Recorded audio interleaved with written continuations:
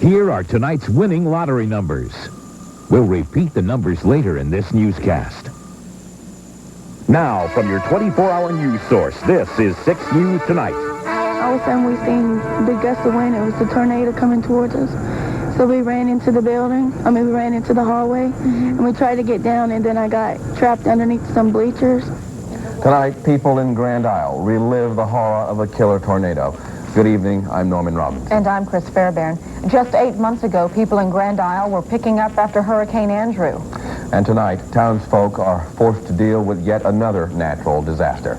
A tornado slammed into Grand Isle this afternoon, tearing up buildings and killing 3 people. Janet Witters joins us from Grand Isle. And Janet, a tough night for the people there. What's the latest? Norman, it certainly has been a tough night. It has been devastating for those here in Grand Isle. It's dark now, of course, so people are using flashlights, going around their homes, looking for anything, any of their belongings that they might be able to salvage. It's starting to mist out here again. They say it might rain again tonight.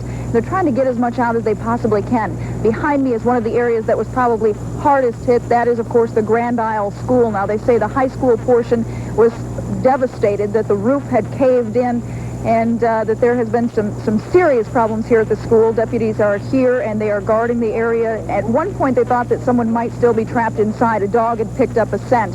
However, now they are saying they believe that they have gotten everyone out. Of course, it has been devastating for folks here in Grand Isle, and now all they can do is try to pick up the pieces. Grand Isle residents are still in shock after a killer tornado ripped through their town. A 17-year-old high school honors student was fatally injured when a roof collapsed at the school. At least 15 other children were injured, and the rest are still shell-shocked. It was scary. I had glass flying everywhere, insulation ceilings coming down. It was very noisy. It's like something passing through. What were the students doing? Screaming. Just screaming and running around trying to find some place safe because we were all scared. Everybody was all crammed together, and we were all crying. We were all nervous and all. And I looked back in the room, and I saw the tornado hit the ground. And it was real scary. Real scary. Everywhere you look in Grand Isle, there are signs of the tornado's wrath. Dozens of homes, cars, and even lives have been devastated. Power lines litter the streets, and gas lines have been ruptured. And few here say they will ever forget the terror of this storm. I've been living here all my life. I was born and raised here. I've never seen anything like this before. Betsy here since 65, we lost our homes, but we never lost any lives. And it was never anything like this, not at any time. Now residents will have to recover from both their mental and physical injuries. Dawn Witt has more on that. We were taking a test at the time, and the wind just blew the windows out, and everybody just fell to the ground, and then we crawled out the classroom as best we could. Although Tanya Berry saw the worst of it, she wasn't hurt when the twister tore through the school. But her sister Tasha was. We were sitting in school doing our work, and all of a sudden we seen big gust of wind. It was the tornado coming towards us. So we ran into the building. We ran into the hallway, and we tried to get down, and then I got trapped underneath some bleachers, and the walls caved in, and so did the ceiling. Tasha was trapped for 45 minutes. Her teacher was trapped on top of her. She was pinned down in the classroom with her teacher and another girl. That other girl did not make it. So far, 3 people are reported dead. 28 people have come to Our Lady of the Seas Hospital to be treated for their injuries. Most of the injuries we're seeing at the moment are abrasions, lacerations, some blunt trauma, and a few broken bones, and that seems to be the extent of it at the moment. One person is in intensive care, but she reportedly is in stable condition. Emergency medical teams are in Grand Isle, sifting through the rubble of the high school and also other houses in the area that were damaged by the twister. Hospital officials say they'll stay on alert into the night and even into the next day if necessary. In Galliano, with photographer Lester Medley, Dawn Witt, 6 News. And Norman, as Dawn and I have both witnessed, it's been a terrifying night for a lot of people who live here in Grand Isle. Jefferson Parish, Lafourche Parish officials, and Grand Isle officials are all here. They are driving around, making sure that everyone is safe. There are gas leaks here. They're trying to get those gas leaks capped. There are power lines that are down. They're trying to make sure that no one is going to be in any danger. A lot of people out here it is starting to mist again. They think it's going to rain tonight. A lot of people are without roofs. And so they're trying to make sure that those people are comfortable and safe. They're doing their best. It's going to be a long night for them, and it's going to be an equally hard morning for them once they actually get to see what the damage is, and they have to start sifting through it and trying to clean up here. It's going to be very difficult here in Grand Isle, Norman. Right, some anxious moments for sure, Janet. As you said, the school was hardest hit. What about classes? Classes had been let out for Easter break. Now, when they come back for Easter break, they say that the elementary portion is in good shape. It'll only need some minor repairs, and those kids will be able to just go right back to class. Classes begin on April 19th, and they shouldn't have a problem. However, the high school, that has had some serious problems. The roof caved in. Now, they will not be able to go to class there. That portion of the school was destroyed, so they will hold classes in either in a town hall or in a church, but they won't be able to come back here, Norman. All right, Janet, we will talk to you again in our special report at 10:35. Until then, Janet, take care. Janet, we'll see you then. Okay, Janet reporting live via satellite from Grand Isle. Chris? The Coast Guard was called upon as well to help get emergency supplies to the scene. Medevac choppers were loaded up with medical equipment and flown to Grand Isle. The pilot of one of the helicopters says they're trained and ready to respond to emergencies like this. We received a call, and 10 minutes later, we had 3 helicopters airborne from here, 3 of our helicopters en route to the scene. We were on scene extremely quickly, and we had the patients evacuated in a very quick and orderly fashion. Once again, we want to remind you to stay tuned to 6 WDSU. Immediately following this newscast at 10:35, we'll have a 6 News special report on the Grand Isle tornado. Also, a Shell oil platform rig overturned this afternoon when heavy winds moved across southeast Louisiana. A Shell oil spokesman said, however, no one on board the producing platform rig was injured. A portion of the derrick and drill pipe fell into 300 feet of Gulf water about 30 miles off the coast from Port Fourchon. Workers on the platform said they experienced winds in excess of 100 miles an hour. And that same storm blew through New Orleans, causing some minor damage earlier today. High winds uprooted a big tree on Magnolia Street, bringing down power lines as it came crashing to the ground. Strong winds also broke off a large tree limb on Danielle Street. It tore a hole through the roof of a truck below it. No reports of injuries. New Orleans City Council members vow not to buckle under pressure from the mayor to vote on a casino lease by April 15th. The mayor says delaying the decision could jeopardize financing for the casino. City council members say they won't be pushed into making a deal before they're ready, and they resent the mayor implying they aren't working hard enough to get it done. We need to come to some decision on the 15th. Whether it is yay or nay, I would ask you to vote on the 15th. Do not delay this any further. Instead, till 1 a.m. in the morning, we have additional special council meetings, and this council has only had 21 working days to deal with this 600-page document. The council takes up the lease again on Monday. Well, employees of one of the state's largest grocery store chains are accusing the company of trying to break their union, and they're threatening to walk off the job next week. The company owns 33 grocery stores across the state, including National Canal Villery and the Real Superstore. It's been negotiating with the union, which represents 4,200 employees, for 3 months now. Company officials left the hotel where negotiations were taking place without comment, but union officials are upset. They're cutting hours, they're cutting pay, they're cutting insurance. I can't survive on that. I don't want to go on welfare. I've never been on welfare in my life, and I don't want to start now. It just feels to me like they just don't care.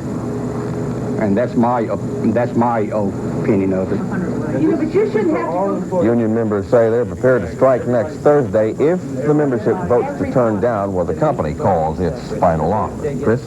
In St. Tammany Parish, an engineering and architectural firm is taking the school board to court. Owner Pete Damon claims the board ruined his business after he blew the whistle on an extortion scheme. Gary Mattingly has more. Pete Damon filed the suit claiming several school board members conspired to ruin his business. Damon says his problems began after he blew the whistle on former school board president Bill Foles and board member Donald Crockett. An FBI investigation revealed the two extorted more than $10,000 from Damon 2 years ago in return for lucrative school board contracts. Both men pleaded guilty and are in jail. As a result of his whistleblowing, the Slidell engineer claims he has been blackballed by the school board. I've experienced the school board trying to get me in trouble with different state agencies such as DEQ, the State Board of Engineering, registration, and others. They have held back payments. In his suit, Damon also alleges Assistant School Superintendent Richard Tanner was the man who masterminded the scheme to ruin his business by giving him a poor performance rating. Tanner denies the allegations. It's ridiculous. I mean, I don't know what, motivates Mr. Damon and what have you, but I mean, it's a ridiculous allegation. Tanner says he applauds Damon's efforts for, quote, helping to weed out the bad apples on the school board. On the other hand, he defends the school board's substandard performance rating of Damon, saying it was both accurate and according to school board guidelines. In Covington with photographer Dolly Narhi, Gary Mattingly, 6 News. The school board has 20 days to respond to the suit. Coming up on 6 News, America remembers an opera legend. But first, Los Angeles braces. The Rodney King trial is about to go to the jury. You are watching 6 WDSU New Orleans. With the latest from your 24-hour news source. This is 6 News Tonight. Authorities have now identified the 3 victims of today's tornado in Grand Isle. They are reportedly 22-year-old Tracy Alleman, 17-year-old Tracy Alleman, 22-year-old Timothy Hopkins, and 49-year-old Donald Dugas, all of them from Grand Isle. Chris? Tonight, officials in Washington are reacting to President Clinton's budget plan for 1994. The president proposes spending $1.5 trillion. One of the biggest changes would be cuts at the Pentagon. Mr. Clinton wants to trim $14 billion and eliminate 108,000 active duty personnel. Clinton's proposal will spend more on children, job training, highways, and transportation. Republicans weren't impressed. It's a tax and spend budget. It's what the Democrats want to impose on the American people. But it's not going to sell on Main Street. The president wasn't in Washington to defend his program. He had to rush to Little Rock, where his father-in-law, Hugh Rodham, died earlier today. Many residents in Los Angeles appear to be a bit nervous pending the outcome of the trial of 4 L.A. police officers. The officers are accused of violating the civil rights of motorist Rodney King by beating King during an arrest. Public officials are making an all-out effort to downplay the threat of another riot. Meantime, attorneys spent the day delivering closing arguments. In a powerful performance, the prosecution accused the officers of being executioners. The defense claims the government is offering the accused as sacrificial lambs. The case could go to the jury over the Easter weekend. And in North Carolina today, a startling revelation in the trial of 3 Marines accused of beating a homosexual man inside a local gay bar. A 4th Marine who's not been charged in the case told jurors he's the person who kicked gay activist Craig Pridgeon in the face. Lance Corporal Lewis Wraith also testified that he never saw the 3 defendants attack Pridgeon. No word tonight on whether Wraith will be charged in the case. Chris? A health crisis tonight in Milwaukee after thousands of people came down with flu-like symptoms, apparently from tainted drinking water. Authorities suspect the illnesses are caused by a parasite from a single water filtration plant. That plant has since been shut down, and as you can imagine, stores have been selling out of bottled water as fast as they can get it. Well, police in Miami have made a breakthrough in the brutal murder of a German tourist. 2 men have been charged in that murder, and that tops our look at the world in brief. 18-year-old Anthony Williams and 23-year-old Leroy Rogers confessed to the crime. Both told police they robbed, beat, and then ran over Barbara Jensen last Friday. The suspects may also be linked to other tourist murders in the Miami area. In Bosnia, the United Nations has managed to evacuate 2,000 starving Muslims who've been under siege in Srebrenica. Children, women, and elderly townspeople ran to find places on 14 trucks. Many are in need of immediate medical attention. In another part of Bosnia, UN Commander Filip Marian was surrounded by an angry crowd of Serbians. They're upset because the United Nations is evacuating Muslims, but apparently doing little to aid Serbian civilians. A senior Serbian officer had to force the crowd away from the UN general. In Paris, angry crowds marched to police headquarters. They're upset over the accidental shooting of a black shoplifting suspect. Police say an officer was apparently threatening a man with a pistol during interrogation. The handgun accidentally fired, striking the suspect in the head. And that's your look at the world in brief. And now this report. The first African-American artist to entertain at the White House, Marian Anderson, died today at the age of 96. Anderson galvanized the civil rights movement in 1939 when the daughter of the American Revolution refused to let her sing at Constitution Hall. So, Eleanor Roosevelt, the president's wife, arranged for her to sing at the Lincoln Memorial, and 75,000 people showed up. Anderson was also the first African-American to sing at the Metropolitan Opera House in New York.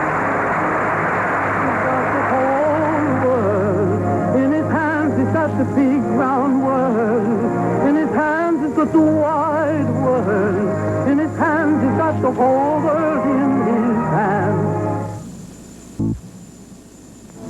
This is 6 News with Chris Fairbairn and Norman Robinson. Well, as Janet had mentioned in her satellite report from Grand Isle, it is starting to mist again there, but thank the Lord, the worst is over. Yeah, there will be some more mist, and there may even be some more showers. It's possible that there would be a thunderstorm. The likelihood of another severe event is minuscule. That's good. I would go so far as to say I don't expect it, but a lot of good that does you. Yeah. Anyway, let's start with our umbrella name for 10 o'clock. You know, we've been drawing the names at random, and 6 and 10 o'clock is when we announce them. Marcia Morgan of New Orleans is the winner for this program. The rest of you, by all means, if you've already sent your name in, why, thank you, and be patient. We might get to you. It's just a random drawing. The rest of you, you send your name, and it gets into the hopper faster if you don't address it to me. Address it to Umbrella Giveaway, 6 WDSU, 520 Royal Street, New Orleans, 70130. Okay, right now we are under some drizzle out at the airport, both Lakefront and Kenner reporting some drizzle.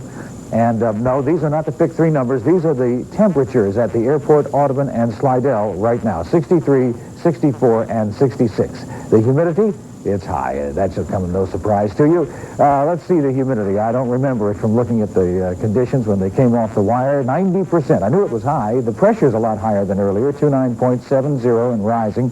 So the air is a little more stable than it was earlier, but we still have low pressure to the south of us, high pressure way north, and that means a gradient. We call it a change in pressure over the geographical area. So the winds are out of the west at 22 and gusting up into the 30s. It's still a very windy night, and that means that you have to drive with extra care, especially on the highways, especially on the bridges like the Wrigley's, the Causeway, anywhere over the water. When that wind is pushing on the side of your vehicle, you need to maintain control. Now, this is the National Weather Service radar. Don't see any thunderstorms on it. We do see patches of light rain from the mouth of the river across the Gulf Coast to the North Shore, back to about Simmsport, up into Jackson, Mississippi, and there may be some light drizzle that isn't even prominently showing up, not reflecting enough energy to really show up here. The temperatures today from around 60 in the morning to near 70 in the afternoon, just a 10-degree range of temperatures, because, of course, there's a lot of cloudiness. Rainfall in our area, generally just above or just below an inch. Whereas to the west of here, 3 inches, over by Lafayette, 6 inches or more of rain fell. So in rainfall amounts, we weren't that bad. Our clouds are thinning. But you see, these clouds in southern Texas, they still pose a threat of rain through the morning hours. So that's why there's still a chance of rain in our forecast for the morning hours. But what has moved through today, the low pressure scraping southern Louisiana, should be well east of us tomorrow. So we start to clear tomorrow. The Gulf Coast to the east of us clears tomorrow night, and late tomorrow and Saturday and the rest of the weekend, the whole Gulf Coast looks like it's going to be pretty. Tomorrow we still have this slight chance of a shower, maybe in the morning hours, but it's not strong. Very rough conditions out there. Small craft advisory tonight, coastal flood watch east of the Mississippi. Even tomorrow, it'll probably still be small craft advisory time with winds up to near 30 miles an hour. Very rough conditions expected. Cloudy, windy, rain still possible tonight, and wind will still be high in the morning, though I think the partly cloudy will turn into mostly sunny before very long. So a prettier day, still a breezy day. That's just to play it safe chance of rain. I'm still thinking we're going to have a very pretty Easter weekend. And the temperatures, though below average, like we've been saying, aren't looking dramatically below average. So, again, I think this slight chance of rain tonight, we're about to start a very pretty Easter weekend. Oh, that's good to hear. In sports, Augusta National has an old familiar friend atop the leaderboard in the match. And finally, it's play ball for the New Orleans Zephyrs. Spo Brown's next with sports.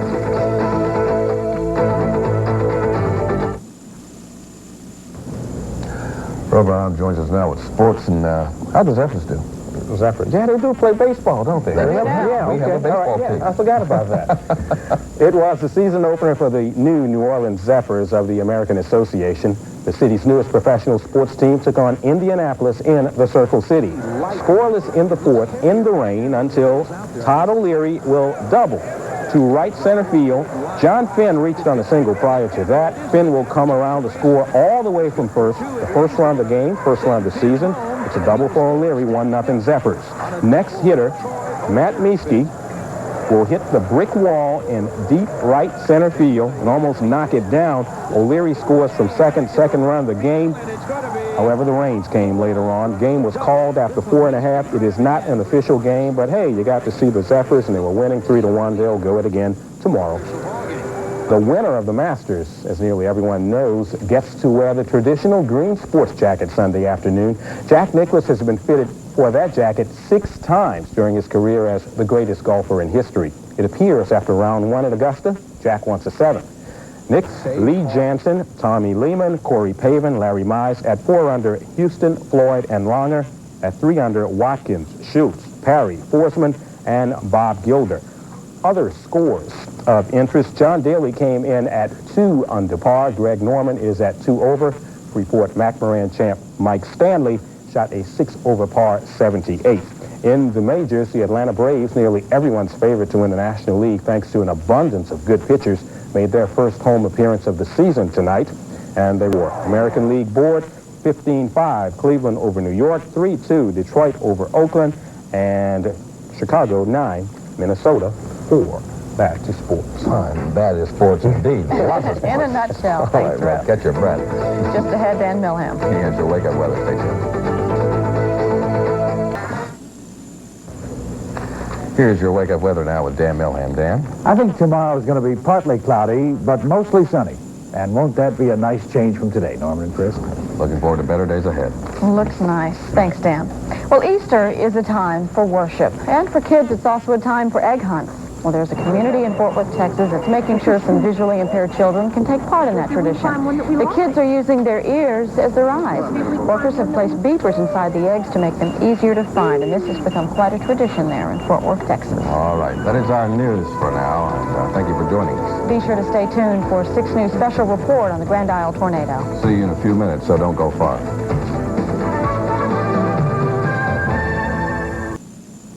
This is a 6 News special report.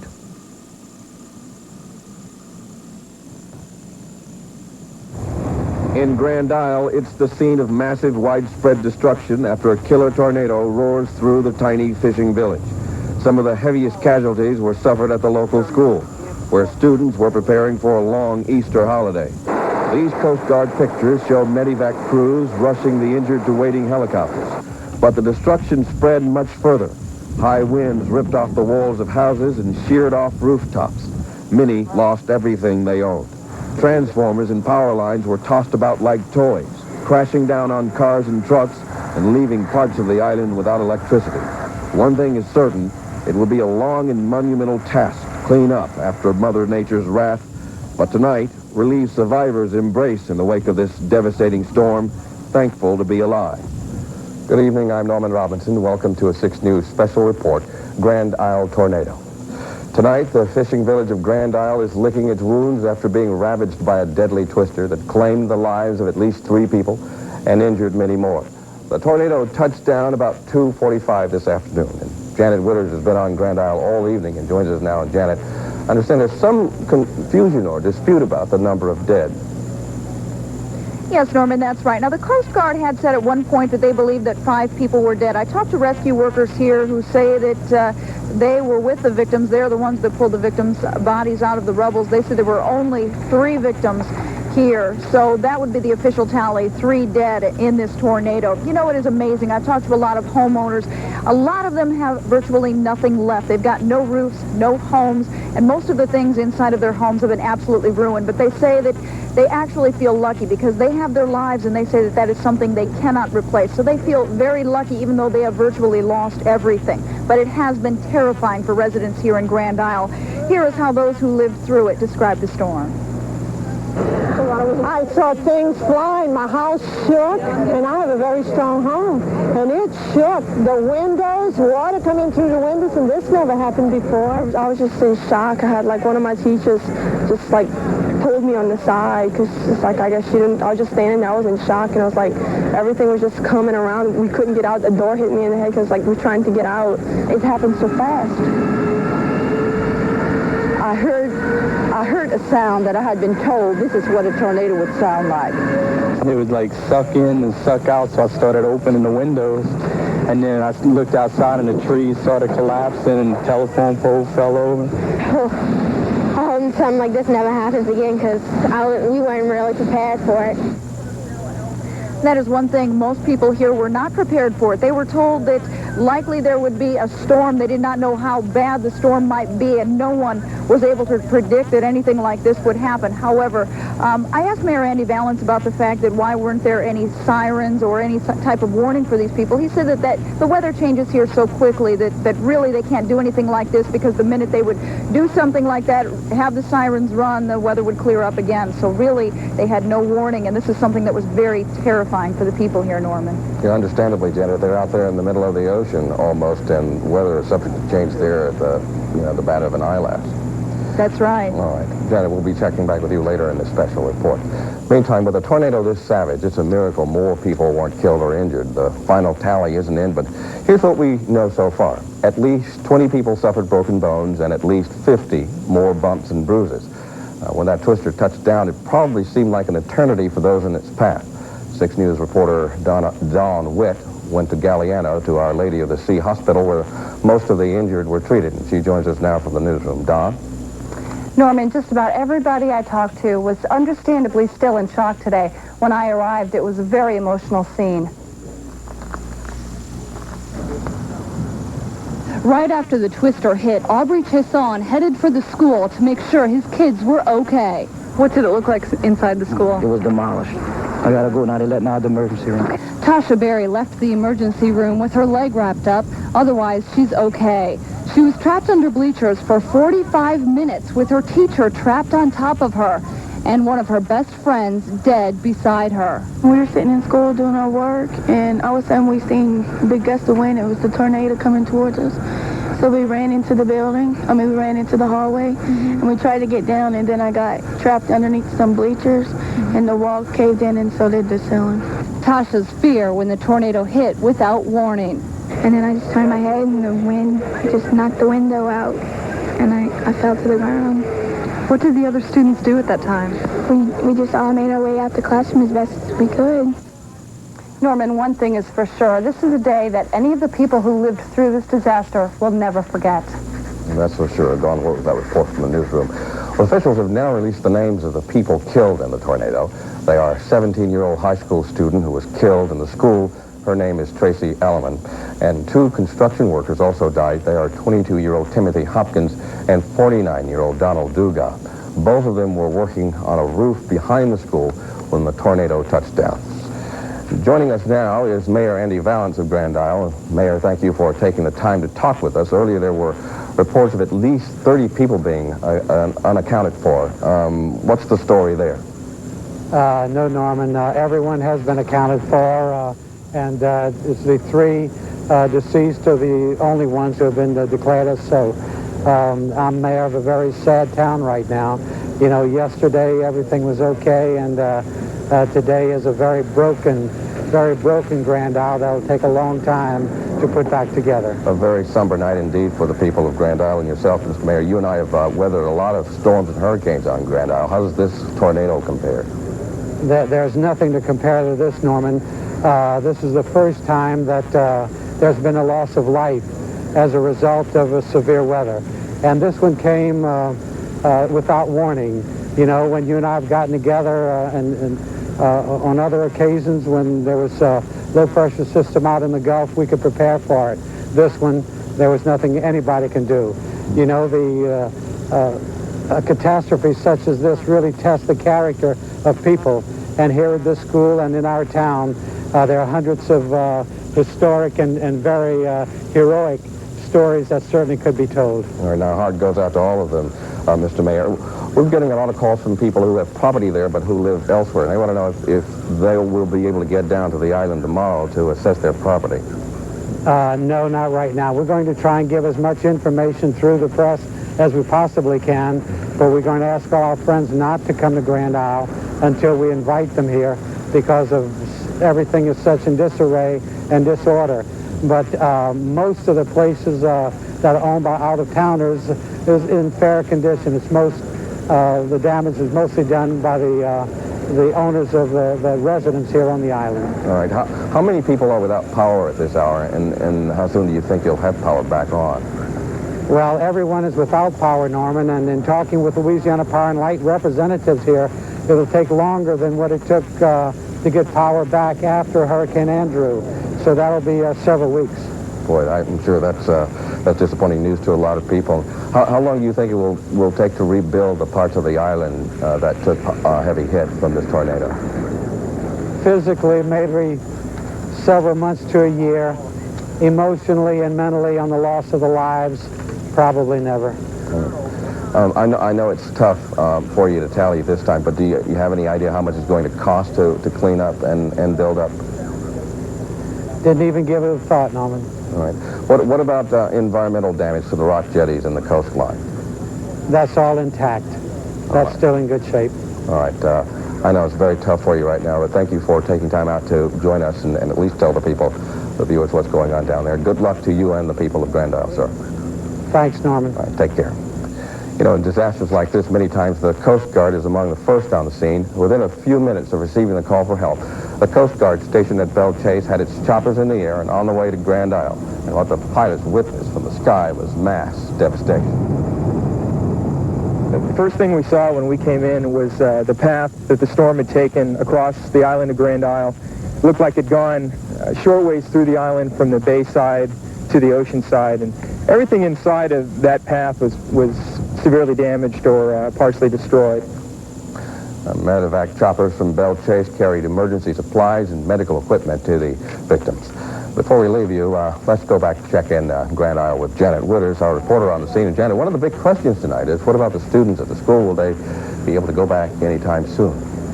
The students at the school right now are on spring break. They will not be going back until April 19th. Now, when they are able to go back on April 19th, some of the students will be able to go back into the buildings and some will not be able to. Now, let's take a look at some of the scenes that were shot at the high school earlier today, if we can roll that videotape.